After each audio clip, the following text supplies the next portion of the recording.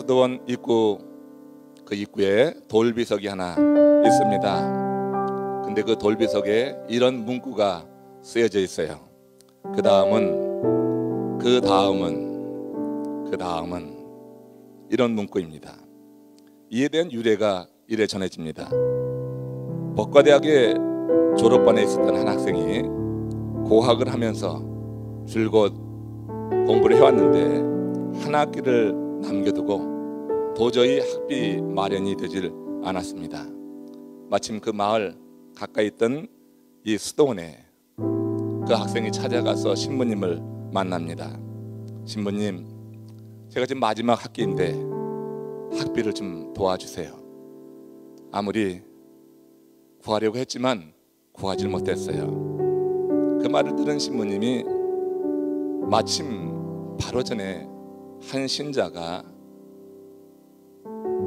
신부님이 필요할 때 쓰시라고 돈 봉투를 두고 갔다 하면서 그것을 세어보지도 않고 그 학생에게 건네는 겁니다. 이건 나를 위한 것이 아니라 분명히 자네를 위한 것일세 하면서 건네 주었어요. 그러면서 그 학생에게 묻는 겁니다. 근데 내가 하나 다시 묻겠는데 그거 가지고 가서 뭘 할 거나? 예, 등록금을 내야지요. 그래, 그 다음은 예, 공부해야죠. 열심히 공부할 겁니다. 그래, 잘 생각했네.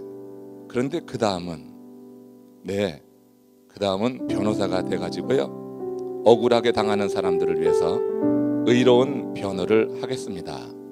참 좋은 생각이네. 그래, 그렇게 하게. 그런데 그 다음은 뭘 하겠나? 예, 그 다음에는요, 장가 가겠어요. 목소리 끝이 줄어들며 약해집니다. 그 신부가 다시 그 학생에게 묻는 거예요. 그 다음은 이 학생이 뭔가를 감지했습니다. 말문이 막히고 말았어요. 그때 신부님이 그에게 하는 얘기입니다. 그래, 그 다음은 내가 말해도 되겠지? 그 다음은 자네가 늙어갈 것이네. 그리고 그 다음에는 자네도 죽어야지 될 거야. 그리고 그 다음에는 하나님의 심판대 앞에 서게 될 것이네. 이 학생이 신부의 그 다음에 이어지는 그 말을 마음에 담았어요. 그 말을 듣는데 온몸에 전율이 느껴져요. 무엇을 위해 살아야 될지 이 학생이 그 마음에 그 시간 성령의 역사 속에서 깊은 깨달음을 갖게 됩니다. 그리고 그 이후에 그의 삶이 변해갑니다. 아주 훌륭한 사람이 되었습니다. 그리고 그가 그 이후에 그 수도원 앞에 이 돌비석을 세워놓고 신부가 남긴 그 교훈을 많은 이들과 함께 나누기 원했다고 하는 겁니다. 지난 40일 동안 여러분 살아계신 하나님을 경험하셨습니까? 그 살아계신 하나님을 경험했는데 그럼 도대체 뭐 하자고 하는 거예요? 여러분들이 살아계신 하나님을 경험했는데 그러면 그게 도대체 뭡니까? 그 다음을 생각하지 않으면 아무 소용이 없는 줄로 믿습니다. 그 다음에 뭐 할까? 히브리서 9장 27절에는 이런 말씀이 있습니다. 사람이 한 번 죽는 것은 정한 일이요 그 후에는 심판이 있습니다. 지난 40일 동안 살아계신 하나님을 경험했다고 하면 이제 우리는 그 다음을 생각할 줄 알아야 될 것입니다.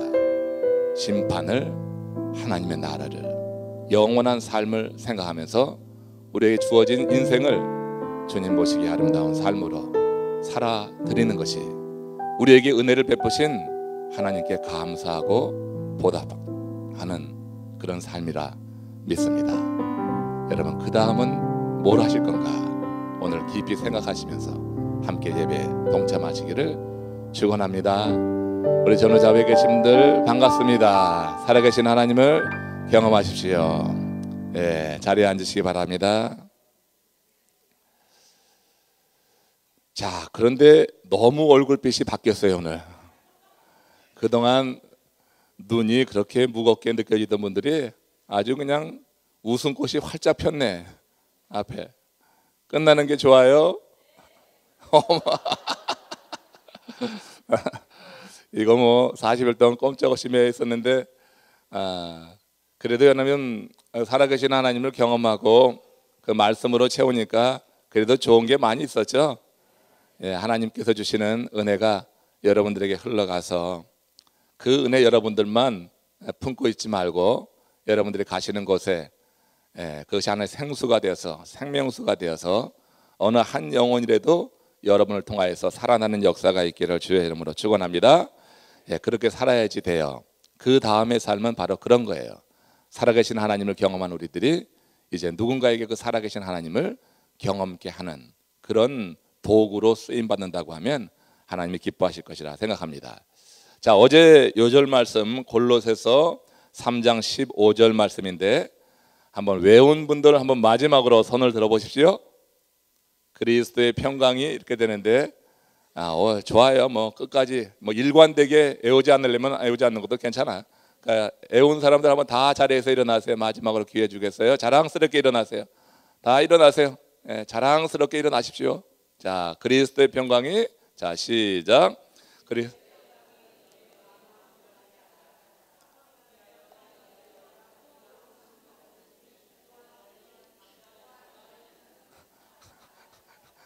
뭐 좋습니다. 뭐 뒤섞여도 좋습니다. 아멘. 박수. 예. 자, 그리스도의 평강이 너희 마음을 주장하게 하라.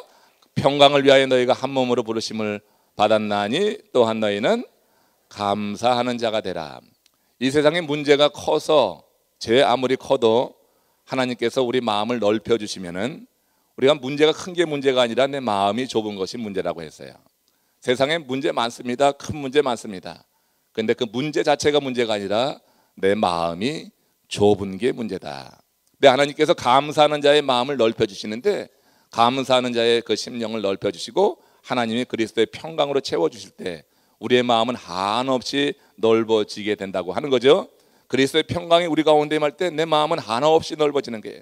한없이 넓어지면서 인생의 문제가 큰 문제로 여기지 않고 모든 문제를 품을 만한 그런 관대하고 그런 담대한 마음을 하나님께서 허락해 주시기 때문에 그래서 우리가 이 세상 살면서 행복한 삶을 누릴 수가 있다.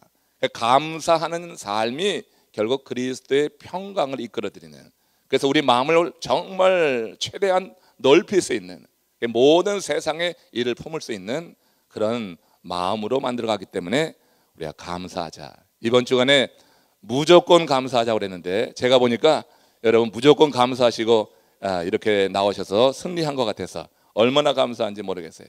오늘 또 이 집회 마치고 나면 여러분들 앞에 뭐가 기다리고 있는지 알아요? 세상에 삼계탕을 다 준비했네. 170마리를 했는데 아마 200명은 먹을 거예요. 여러분 정말 오늘 복 받았습니다. 하나님 말씀으로 채우시고 또 끝나고 나서는 그 귀한 교제 시간에 함께 동참하시기를 바랍니다. 내일 우리는 땡스기빙 선데이, 추수감사 주일로 맞이합니다.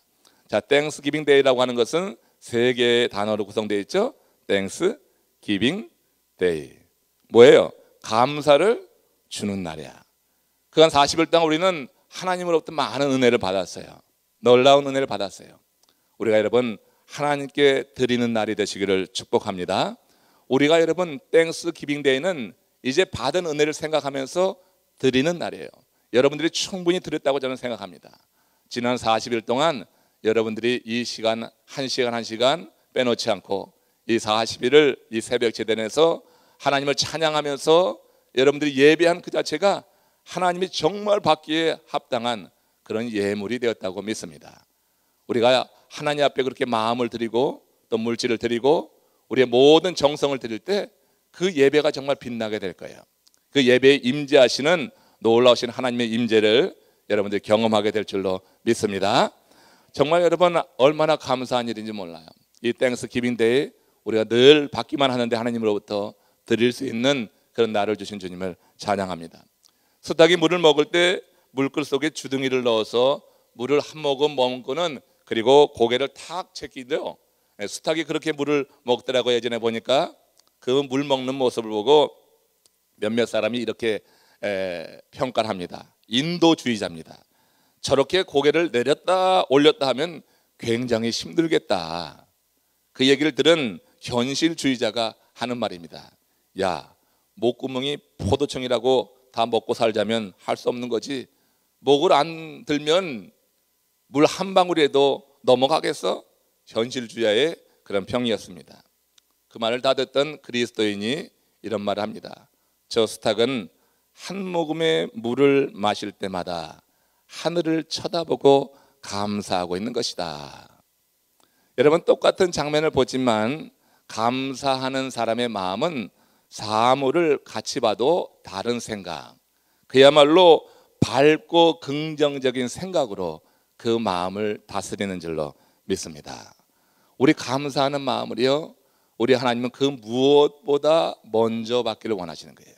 우리가 추수감사제 이 제사를 드리고 주일 예배를 드릴 때 정말 그 무엇보다 여러분들이 지금 갖고 있는 그 감사의 마음을 먼저 올리시기를 축원합니다. 시편 69편 30절에서 31절 말씀 보십시오. 함께 읽습니다. 내가 노래로 하나님의 이름을 찬송하며 감사함으로 하나님을 광대하시다 하리니 이것이 소 곧 뿔과 굽이 있는 황소를 드림보다 여호와를 더욱 기쁘시게 함이 될 것이라. 내가 내 노래로 하나님의 이름을 찬송하고 감사함으로 하나님을 광대하시다. 하나님은 정말 위대하시다. 이렇게 내가 찬송하며 감사하리니 이것이 황소를 드림보다 여호와 하나님을 더욱 기쁘게 하실 것이라. 여러분들이 여러분의 노래로 하나님께 찬양을 올리시기를 바랍니다. 남의 노래가 아니에요. 나의 노래예요. 지난 40일 동안 하나님이 나를 만나 주시고 내 마음을 어루만져 주시고 나와 함께 하여 주셨음에 나를 만나 주신 그 하나님의 은혜를 생각하면서 내 노래로 하나님께 찬양과 영광을 감사를 올리게 될 때 하나님은 그 삶을, 그 예배를 그 어떤 황소보다 더 기쁘게 여기신다고 하는 거예요. 우리의 마음에 하나님이 주신 기쁨이 있으십니까? 하나님이 여러분들을 만나 주셨습니까? 살아계신 하나님을 경험하셨습니까? 얼마나 감사해요. 살아계신 하나님을 경험했어요. 40일을 하루같이 나온다고 하는 것은 이거 제정신으로 될 일은 아닙니다. 사실은 성령 하나님이 도우시는 거고 살아계신 하나님이 여러분들을 격려하시고 세우시고 이끄시기 때문에 할 수 있는 일이에요. 얼마나 많은 여러분 이유가 있습니까? 얼마나 많은 자기 변명이 있습니까? 그렇지만 하나님께서 우리를 부르셔서 주의 전에 우리가 날마다 내 몸을 보인다고 하는 것은 정말 그러기에 하나님의 역사가 있었다, 이렇게 고백을 할 수밖에 없는 것입니다.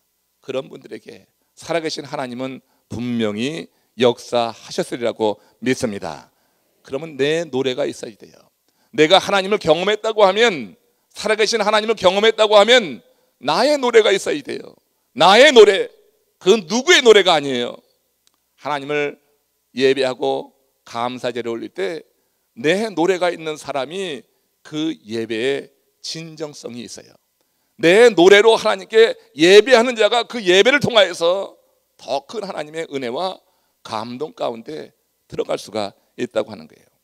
내 노래로 하나님의 이름을 찬송하며 감사함으로 하나님은 광대하시다 하리니 황소를 드림보다 이것이 여호와를 더욱 기쁘시게 할 것이라. 우리가 여러분 하나님을 기쁘시게 하는 거 가만 보면은 그렇게 어려운 일이 아니에요. 내가 하나님을 기쁘시게 하면은 우리 하나님께서는 우리에게 더 큰 기쁨의 조건을 허락하여 주실 줄로 믿습니다. 내가 하나님을 기쁘시게 하는 그런 삶을 살면 돼요. 여러분들이 원하는 것, 그것 구하기 전에 여러분 하나님을 기쁘시게 하는 삶을 살면 돼요. 어제 말씀드린 라삐개처럼 자기 꼬리 잡으려고 빙빙 돌다가 그렇게 하지 말고 목적을 하나 정하는데 하나님을 기쁘시게 하는 삶으로 내 삶의 목적을 정하면 그 다음에는 꼬리는 따라오는 거예요. 행복은 따라오는 것이라고 하는 거예요. 내 삶에 내가 구하는 그 복은 나를 따라오게 될 건데 어리석은 인생들이 자꾸 꼬리만 잡으려고 하는 것입니다. 하나님을 기쁘시게 하는 그 삶 속에 하나님은 큰 은혜 안에서 우리에게 복을 주셔서 우리로 하여금 기뻐할 수 있는 그런 환경과 사정과 형편을 허락하여 주신다고 하는 거예요. 이렇게 하나님을 기뻐하는 그런 삶, 감사하며 기뻐하는 그런 삶이 하나님이 기억하시는 그런 삶이요. 또 구체적으로 하나님께서 우리에게 역사하시는 복도 있는데, 이런 예를 들어봅시다. 1986년에 프로작이라고 하는 신약이 개발됐습니다. 이 프로작은 이 미국 내 수천만 명의 우울증 환자들에게 하나의 희망의 그런 약이 되었다고 하죠. 수천만 명의 우울증 환자를 처방하는 그런 아주 약이 됐어요. 그런데 대부분의 약이 그렇듯 이 약도 뛰어난 약효가 있음과 동시에 치명적일 수 있는 부작용이 있었다고 하는 겁니다. 그런데 어떤 학자가 연구를 했는데, 프로작을 쓰지 않더라도 뇌에서 동일한 반응이 일어날 수 있다고 하는 연구를 발표한 거죠. 그게 뭡니까? 뭐 더 말할 나위 없죠. 지금 감사하라고 하는 거니까. 감사하는 마음을 가질 때 우리 뇌에서 프로작을 처방했을 때와 동일한 화학 물질이 그렇게 생성된다고 하는 연구 결과가 나온 거예요. 정말 여러분 가만히 생각해 보면은 감사만 해도 우리 우울증 안 걸릴 것 같아요. 여러분 몇몇 분들은 우울증에 걸렸다 나신 분도 있고 우울증 증상을 보이는 사람이 몇 명 있어요. 몇 명 있어. 내가 뭐라고 말은 안 해. 몇 명 있어. 근데 여러분 이 우울증 증상에서 벗어날 수 있는 것, 여러분들이 매일 일어나면서 잠자리에 누우면서 감사하시기를 바랍니다. 감사하면은 그런 같은 화학물질이 생성이 된다고 이론으로 지금 밝혀지고 있어요. 학자들이 연구가 그렇게 되고 있어요. 그러니까 감사하면 사실은 여러분 하나님의 놀라운 은혜를 내가 경험하고 세상의 모든 문제를 품고 나갈 만큼 그렇게 관대한 마음, 담대한 마음을 가질 뿐만 아니라 실제적인 그런 면에서도 이런 도움을 얻을 수 있다고 하는 거예요. 언제 감사하겠어요? 여러분 범사에 감사하시기를 축원합니다. 우리 바울이 가르쳐주신 가르침이에요. 범사에 감사하십시오. 미국 프린스턴 대학의 총장을 지냈던 워터폰이라고 하는 목사님이 계십니다. 오래전 얘기인데 그 목사님이 목회할 때 일입니다. 그 목회할 때 그 교회 장로님이 하루는 주일날 사무실을 찾아와서 목사님께 그런 말을 하는 겁니다. 목사님, 오늘 교회를 오는 길에요 마차가 낭떠러지로 굴러서 마차가 박살이 났지 뭐예요. 그런데 마차는 그렇게 박살이 났는데 하나님이 지켜주셔서 저는 털끝 하나 다치지 않고 이렇게 멀쩡하게 왔어요. 얼마나 감사한지요 하고 그렇게 그 목사님께 말했습니다. 그때 워터폰 목사님이 그 장로님께 하는 말이 그런 겁니다. 장로님 말씀을 듣다 보니 저는 장로님보다 더 갑절이나 감사해야 되겠네요. 장로님이 깜짝 놀랐어요. 아니 목사님이 무슨 큰 사고 중이라도 보호를 받으셨어요? 큰 사고가 목사님께 있으셨어요? 그때 이 목사님이 장로님께 하는 이야기 귀담아 들으십시오. 저는 그 비탈길을 1년이면 수백 번 마차를 타고 다녔는데 한 번도 사고 없이 무사히 다녔으니 제가 장로님보다 더 갑절로 감사해야지요. 사람들은 흔히 죽을 뻔했다가 살아난 것 감사합니다. 근데 사고 없이 지켜주신 것에 대해서는 감사를 잊고 있습니다. 여러분 우리가 갑절로 감사해야 될 것은 사고 없이 하나님이 지켜주신 거예요. 지난 여러분 수개월 2013년 들어서서 이제 11개월을 살아왔습니다. 얼마나 많은 일들이 여러분들에게 있었어요. 얼마나 많은 일들이 있었어요. 그 일들 가운데는 눈물을 쏙 빼게 할 만큼 가슴 아픈 일도 있고 내 가슴을 아주 쫄아들게 할 만큼 그렇게 두려운 일도 있었을 거예요. 그러나 여러분들 제가 가만 보니까 여러분들 가운데도 원하는 일들이 잘 풀린 분들이 계시더라고요. 그러면 여러분 감사 안 합니까? 우리가 모든 상황 속에서 범사에 하나님께 감사의 훈련을 쌓아 나갈 때 그때 하나님은 그 삶을 정말 귀히 받으시는 줄 믿습니다. 그래서 항상 하나님의 사람은 감사하며 찬양하며 그 성소로 들어가라고 하는 거예요. 감사하며 찬양하며 예배 처소에 나올 때마다 그런 마음으로 주님 앞에 나와야 될 이유가 있는 거예요. 어려울 때는 어려울 대로, 더 형통할 때는 형통할 대로 우리가 하나님께 진심으로 감사하며 나갈 때 그 성소의 문이 열리는 거고, 그 성소에 들어가서는 그 성소에 가득 임재하신 하나님의 영광을 바라보면서 우리가 신령과 진정의 예배를 올릴 때 내 예배가 하나님이 받으셨다고 하는 확신이 들 때가 있어요. 아무리 예배를 드려도, 찬양을 해도, 기도를 해도 전혀 예배가 받아들여지지 않았다고 그렇게 느낄 때는 얼마나 허무한지 몰라요. 예배자가 그런 마음을, 그런 경험을 할 때 얼마나 허무한지 몰라요. 우리의 예배가 날마다 하나님께 상달되면 얼마나 좋겠어요.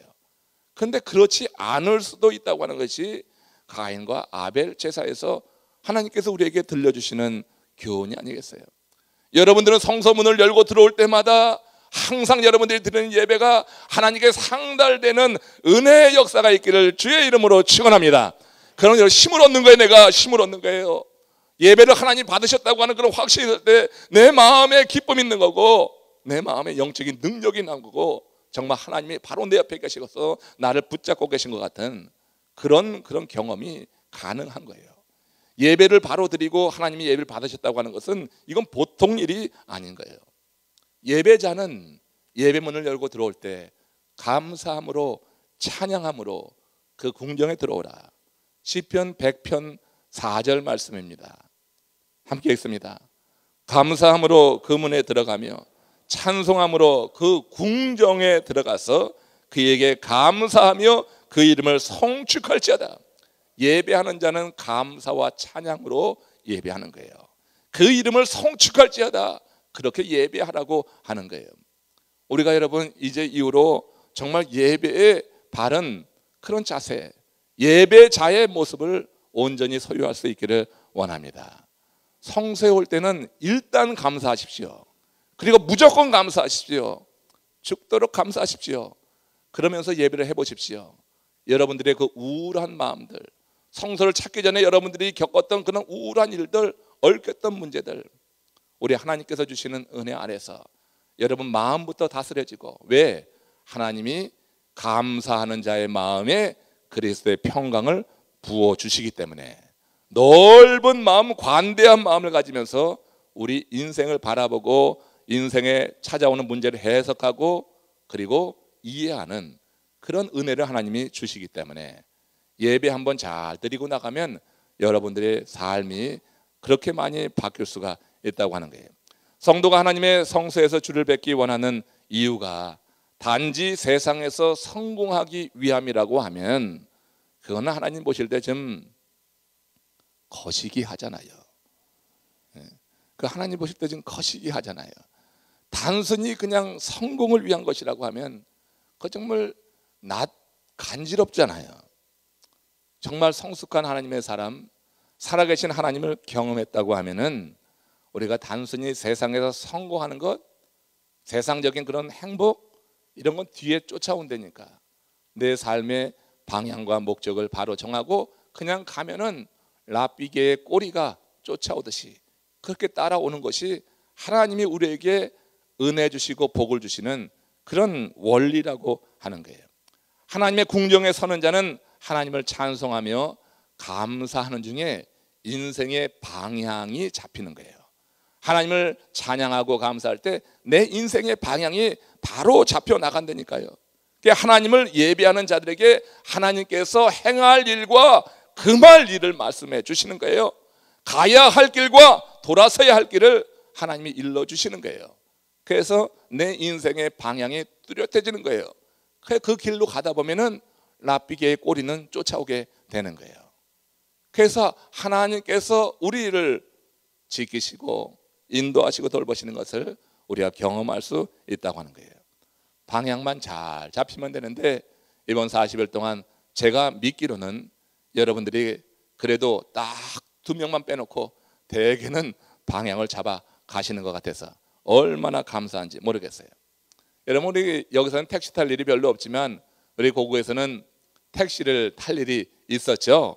지금은 우리 고구에도 다 한 가정에 차 한 대씩은 있으니까 훨씬 덜하지만 예전에 그랬어요. 택시 한번 잡으려면은 전쟁이었잖아요. 택시는 왜 잡습니까? 빨리 달리기 때문에 바쁠 때 요긴하게 이용하는 그런 교통수단입니다. 그런데 예전에 보면은 가끔 그 택시들이 천천히 달리는 경우가 있어요. 천천히 그렇게 다니는 경우가 있어요. 근데 가만히 살펴보면 그런 택시는 여지없이 빈 택시예요. 빈 택시. 운전기사는 손님을 찾아서 주변을 두리번대면서 연방 어슬렁 대고 있는 거예요. 손님 골라 태우고 아무튼 그 차는 빈 택시야. 여러분, 우리 인생이 그런 거예요. 택시가요 어슬렁 대다가도 손님을 만나고 그 손님이 목적지를 딱 제시하면요, 그러면 총알같이 달려가는 거예요. 빨리 가야지 돈을 더 버니까 빨리 가서 그 사람 내려주고 또 어슬렁 되는 거예요. 어슬렁 대던 그 택시 기사도 손님 만나서 손님으로부터 목적지를 제시받으면 그러면 여러분 여지없이 달려가는 거예요. 쉬지 않고 달려가는 거예요. 그래서 총알 택시도 나온 거예요. 여러분, 인생이 그런 거예요. 어떤 사람 보면은 인생을 지금 어슬렁대는 것 같아, 방황하는 것 같아, 그럼 빈 택시 같아. 그 삶의 주인이 없어요. 그 삶의 목적지를 제시해 줄 그런 누군가가 없는 거예요. 그러니까 어슬렁 되는 거예요. 보면은 방황하는 거예요. 이것저것, 이것 보고 저것 보고, 그러면서 어떻게 이게 종잡을 수가 없는 그런 모습으로 살아가는 사람들이 있어요. 살아계신 하나님을 여러분 경험하셨습니까? 아멘. 이번 기간에 정말 살아계신 하나님을 경험하셨습니까? 그럼 살아계신 하나님이 내 삶에 임하는 거예요. 빈 택시는 어슬렁대요. 그냥 손님 들어와서 목적지를 제시하면 그러면 쏜살같이 달려가는 거예요. 우리 삶의 주인, 우리 주 예수 그리스도, 살아계신 하나님이 내 삶 속에 경험되어서 내 삶을 다스린다고 하면 하나님이 우리에게 먼저 내리시는 명령은 이쪽 방향으로 나가라, 생명길로 나가라고 우리를 그렇게 이끌어 가시는 줄로 믿습니다. 제시해 주는 거예요. 이제 어떻게 살아가야 될지, 어느 방향으로 나가야 될지 분명하게 제시해 주게 되었어요. 살아계신 하나님을 만나고도 어슬렁대요? 그 말이 안 되는 일이에요. 살아계신 하나님을 만나는데 어떻게 삶을 이렇게 낭비할 수가 있겠어요? 살아계신 하나님을 만나는데, 그래 만났어, 그런 다음에 도대체 뭐 하자는 거야? 그 다음을 생각하지 않으면 안 돼요. 그 나라를 향하여서 그 나라 백성답게 삶을 다 재정비하고 그러고 살아나갈 때 하나님은 그 삶을 정말로 기뻐하시는 줄로 믿습니다. 요한복음 14장 6절이 그런 말 아니에요? 같이 읽어봅니다. 내가 곧 길이요 진리요 생명이니 나로 말미암지 않고는 아버지께로 올 자가 없느니라. 우리 주님께서는 우리에게 아버지께로 가는 길을 열어주셨어요. 그 길, 그 방향을 우리에게 제시해 주시는 거예요. 그래서 주님을 만난 사람은 이제 어슬렁대지 않는 거예요. 정말 경험한 사람이라고 하면은 그렇게 시간을 허비하지 않고 방황하지 않을 거예요. 우리가 갈 길이 분명히 정해졌기 때문에 그 다음에는 총알같이 그쪽을 향하여서 나아가는 가운데 주께서 필요하시면 인생에 필요한 거 공급해 주시는 거 경험하고 감사하고 하나님이 이루시라는 일을, 아름다운 일을, 하나님 기뻐하시는 일을 이루면서 살아있는 동안에 그렇게 하는 거예요. 성화를 이루면서 그 방향을 향하여서 나아가는 것이라고 하는 것입니다. 주님을 만나서 복음을 들었다고 하는 사실이 얼마나 감사한 일인지 몰라요. 복음을 들었기 때문에 우리는 더 이상 방자히 행하지 않고 한심한 삶을 살지 않게 된 거예요. 복음이 우리를 그렇게 만들어 가는 거예요. 복음이 우리의 삶을 그렇게 이끌어 나가는 거예요. 잠언서 29장 18절 말씀 보십시오. 같이 읽습니다. 묵시가 없으면 백성이 방자히 행하거니와 율법을 지키는 자는 복이 있느니라. 하나님의 법을 듣고 어떻게 살아가야 할지 알게 된 것이 참 감사한 거예요. 묵시가 없으면 백성이 방자히 행하는 거예요. 이걸 여러분 신약적 개념으로 복음이 없으면은 그 삶이 그렇게 방황하는 거예요. 방자히 행하는 거예요. 정말 여러분 세상 우리 눈길 끄는 건 많습니다. 우리를 유혹하는 건 많습니다. 거기에 여러분 다 여러분 눈길이 돌아가다가는 그야말로 결란하고 정신없어서 그냥 빙글빙글 돌다가 쓰러지고 말 거예요. 근데 복음이 우리에게 밝은 빛을 비춰주시는 거예요. 복음이 없으면 방자히 행하거니와 복음을 지키는 자는 복이 있느니라. 바꿔 말해도 하나 여러분 틀린 게 아니란 말이에요. 복음이 없으면 우리가 방자히 행합니다. 지난 40일 동안 저는 살아계신 하나님을 경험하게 하는데 여러분들과 함께 힘을 모아봤습니다. 복음을 전하려고 했습니다. 살아계신 하나님이 여러분들 삶 속에 그 복음으로 말미암아 경험되었으리라고 믿고요. 그 하나님을 경험했으면 이제 하나님의 그 법으로 무장해서 여러분 남아있는 인생 더 힘차게 한눈 팔지 말고 좌로나 우로나 치우치지 말고 주께서 내 마음에 심어주신 그 말씀의 지도를 따라서 그것이 등불이 되어서 이 어두운 죄악 관영한 세상 속에서 길을 잃지 않고 이 생명길로만 향해 나가는, 그래서 하나님이 정말 기뻐하시는 하나님의 사람들 다 되어지시기를 주의 이름으로 축원합니다. 여러분 모두를 축복합니다. 정말 승리하셨습니다. 여러분들이 너무나 자랑스럽습니다. 정말 이제 이 40일은 마쳤지만 이제 다음 주 화요일부터는 우리 새벽기도 계속됩니다. 근데 사람이 좀 양심이 좀 있어야지 됩니다. 40일 동안 그렇게 열심히 했는데 그냥 싹 입시 쓰면 안 되는 거예요. 여러분 나름대로 많이도 아닙니다. 일주일에 하루, 이틀 여러분 한번 정해 보십시오. 왜냐하면 여러분들이 사는 형편을 알기 때문에, 워낙 멀기 때문에 드리는 말씀이에요. 토요일은 많이 나오지만 그 이제 평일에 여러분 하루 한번 정해 보십시오. 제가 손은 들라고 하지 않겠어요. 근데 여러분들이 기도하는 중에 성령이 주시는 감동이 있으면 이제 저도 일주일에 하루 정도는 주님께 나와서 정말 깊이 기도하는 그 새벽을 깨우는 가운데 새벽에 도우시는 하나님의 은혜를 더욱더 경험하시기를 주의 이름으로 축원합니다. 자, 우리 마지막으로 찬양합시다. 그리고 우리 목사님 인도하신 가운데 우리 40일을 정리하는 그런 합심 기도 올리기를 원합니다. 보라 너희는 두려워 말고 보라 너희는 너희를 인도한 나를. 우리 주님께서 인도하셨으면 다 자리에서 일어나시고요.